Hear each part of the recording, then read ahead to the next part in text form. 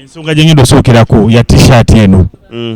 T-shirt eno etegeeza ki? T-shirt eno nnungi etegeeza mirembe myereere na kwagala nsi yo. Gwe mugaso gwa t-shirt eno. Ate ekyo omukisa omulungi ekirala kyeyina nti kyekintu kyoyoza ne kikalirawo n'oyambala n'ogenda. Era ne weŋŋamba njoleze wano kati nja kuvaawo nayo nga nyambadde. Ki ekisinga ogikwagaza ennyo? Erabika bulungi, nnungi nnyo. It's very, very beautiful. It's a beautiful shirt. Whoever sees it agamba, oh my God, I wish I could have Balamu's t-shirt. Tisinga mukama nyamba nenfuna ku saati ya Balamu mbeera maze. Lwaki toyambala eri kala eri gy'ogwa? Eyo kala gyengwa, kala yengwamu nze sigigwamu. Kala yenzigwamu nze sigigwamu. Kati ensonga eriwo eya muwala wo Full-Figure. Full-Figure agamba liri buto. Full-Figure beera mukama wange. Njagala okubakakasa nti bawa Full-Figure wano atuli kumpi wuli atambula. Mwami Bajjo ye bawa Full-Figure. Era Full-Figure mukama wange senior presidential advisor. Nze ndipotinga wuwe. Full-Figure yagambye ku olubuto lwe yafunye. Olubuto lwa Bajjo lwa myezi 8, myezi 6.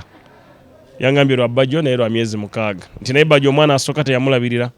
So ne tweyama tujja kumulabirira. Omwana wa Bajjo asooka ali Kasokoso. Gwe yazaala mu Full-Figure? Ekiwolaba yagala nakwesimbawo nakawa. Saali Kasokoso irizeeru zireeyo Kasokoso mu zooni ye Kasokoso. Ki ekisinga okutabula Full-Figure wamu ne Bajjo? Bonna balalu. Bonayo obanga olina ekintu ky'omanyi kye bayita eddalu. Full-Figure ekisooka mukama wange ate w'amaanyi. Alina ssente nnyingi ate senior presidential advisor.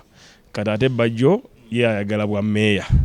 So bonna ekibatabula bonna eddalu lye libatabanya tewali kirala. Ne love, balina love nnyingi. Yeah. Well, ate Full-Figure yabalaza akazigo kati yabakoledde kasente mwakalabye nga akakola. Kibatawanya eddalu, balina eddalu lingi. Love madness, they are crazy. They love each other so much. Bajanyiga wakulaba ne mukama wange presidential advisor nga anyiga. Full-Figure naye anyiga. So Full-Figure ine buba ku Bajjo. Ate Bajjo ine buba lya amaanyi nnyo. Full-Figure mu bakyala be Uganda y'omu ku bakyala abasinga okulabika obulungi.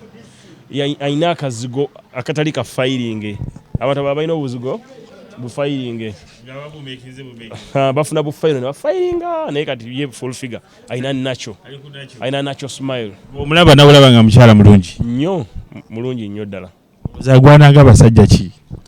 Nga Balyeku. Moses Balyeku abo bana abeeta klasi ye naye ate yagenda n'agwa kuona omulalu. Ayagala obwammeeya bwe Nakawa.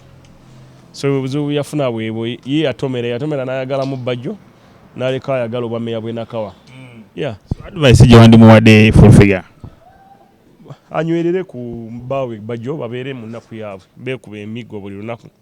Bazaala abaana abatalina buvunaanyizibwa.